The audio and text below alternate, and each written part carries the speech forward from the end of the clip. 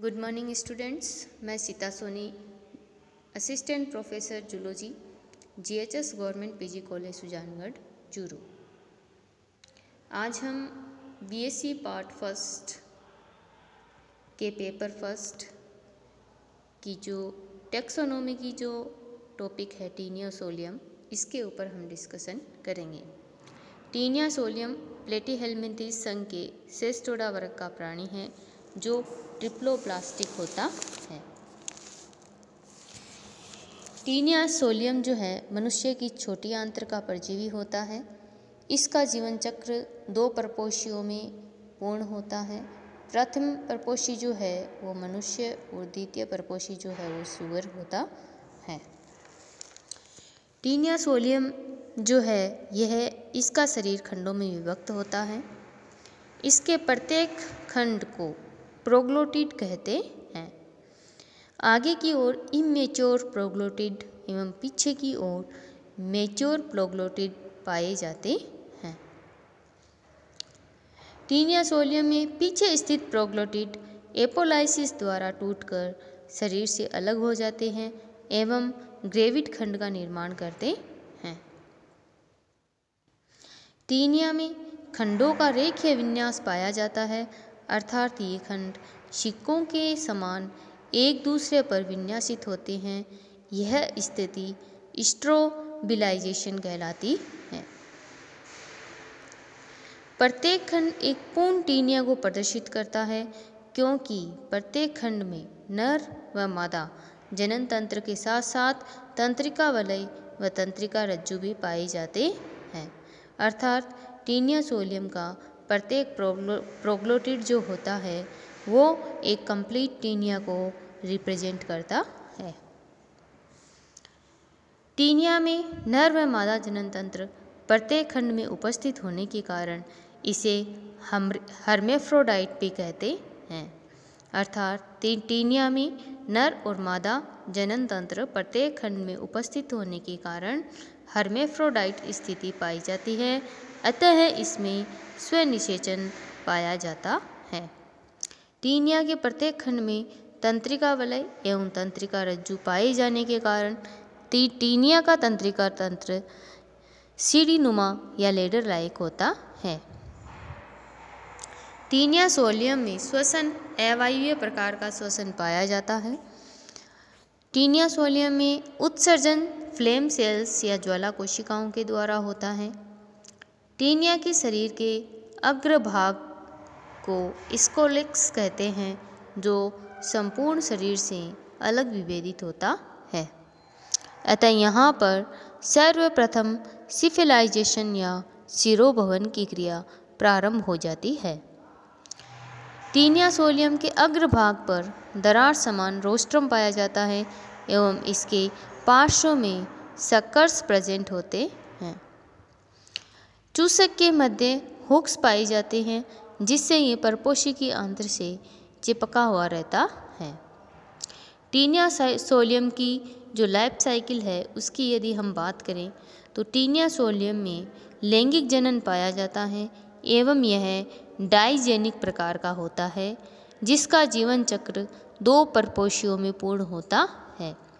लैंगिक जनन इसके अंदर प्रेजेंट रहेगा और ये डाइजेनिक होगा, अर्थात इसके जीवन चक्र में 2 परपोषी प्रेजेंट होंगे।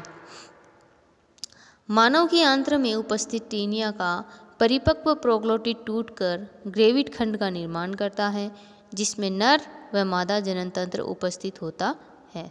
अतः ग्रेविड प्रोग्लोटिड में ही इसके शुक्राणुओं द्वारा इसके अंडाणुओं का निषेचन या फर्टिलाइजेशन ट्यूब में अंतःनिषेचन होता है।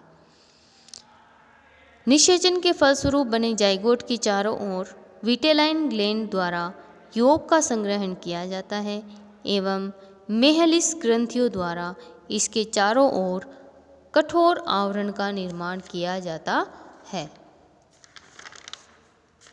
एवं ओन्कोस्पोयर लार्वा में बदल जाता है। इस अवस्था में इसे मल के साथ शरीर से बाहर निकाल दिया जाता है, जिसे सुअर द्वारा खा लिया जाता है।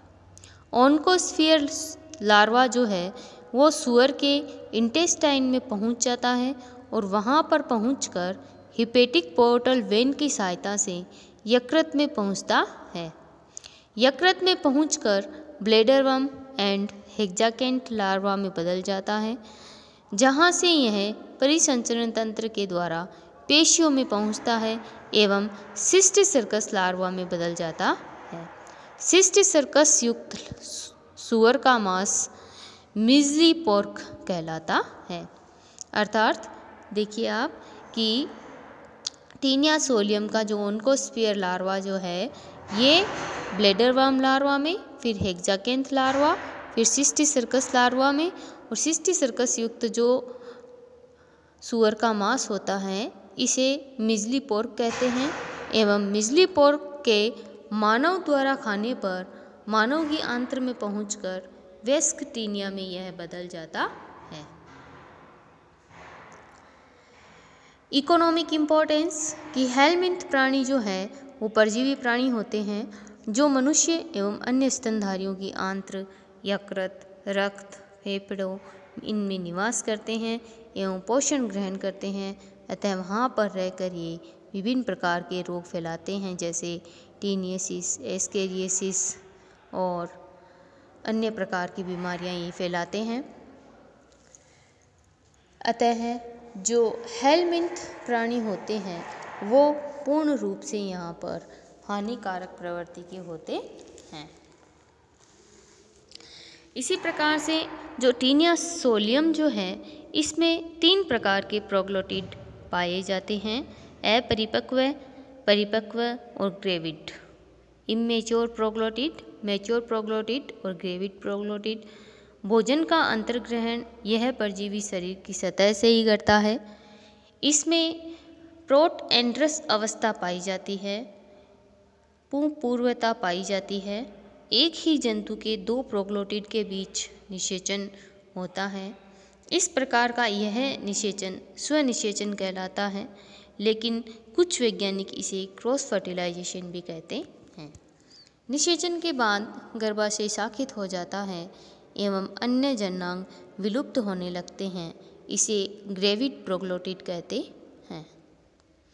ग्रेविड प्रोग्लोटिड का टूटकर गिरना जो है वो एपोलाइसिस कहलाता है, और एपोलाइसिस के बाद में जो है हमने जैसा कि हम पहले भी डिस्कशन कर चुके हैं कि इसके जीवन चक्र में फिर ओन्कोस्फियर, हेक्साकेंथ, सिस्टिस सर्कस लार्वा की उत्पत्ति यहाँ पर होती है। इस प्रकार से टीनिया सोलियम जो है या जिसको कहते हैं फीताकृमि, यह मनुष्य के अंदर जो है वो टीनियसिस रोग उत्पन्न करता है। अगर हम बात करें यहाँ पर फेसियोला हिपेटिका की, तो फेसियोला हिपेटिका जो है वो भी टीनिया सोलियम की तरह परजीवी होता है, जो कि 2 जीवों के अंदर अपना जीवन पूर्ण करता है। प्रथम परपोषी जो है वो भेड़ और द्वितीय परपोषी जो है वो घोंघा, और फेसियोलोसिस जो है वो बीमारी उत्पन्न करता है। फेसियोला के जीवन चक्र में miracidium, sporocyst, redia, cercaria, metacercaria larva अवस्थाएं पाई जाती है, जबकि टीनिया सोलियम के अंदर जो है वो ओन्कोस्फियर, हेक्साकेंथ, सिस्टिस सर्कस या ब्लैडरवर्म लार्वा अवस्थाएं पाई जाती हैं। इस प्रकार से यदि हम इसका लाइफ साइकिल देखें तो ये इस प्रकार है कि सर्वप्रथम जाइगोट जो है मनुष्य के अंदर जो है ओन्कोस्फियर अवस्था में बदलता है, जो मल के साथ बाहर निष्कासित कर दिया जाता है इसको, और सूअर जब इसको खाते हैं तो सूअर के यकृत में ये पहुंचकर ब्लैडरवर्म, हेक्साकेंथ और हेक्साकेंथ से सिस्टिस सर्कस लार्वा में परिवर्तित हो जाता है। इस प्रकार से इसका जो सूअर का मांस जो है सिस्टिस सर्कस युक्त, इसे मिज़ली पोर्क कहते हैं। जब मनुष्य सूअर का कच्चा मांस या अधपका मांस खाता है तो इसके अंदर यह जो सिस्टिस सर्कस लार्वा है ये प्रवेश कर जाता है, और प्रवेश करने के बाद में जो है टीनियसिस रोग उत्पन्न करता है। इस प्रकार ये अपना लाइफ साइकिल जो है 2 परपोषियों में पूर्ण करता है, अतः इसे द्विपरपोषीय प्राणी भी कहते हैं। Okay student, thank you, have a nice day.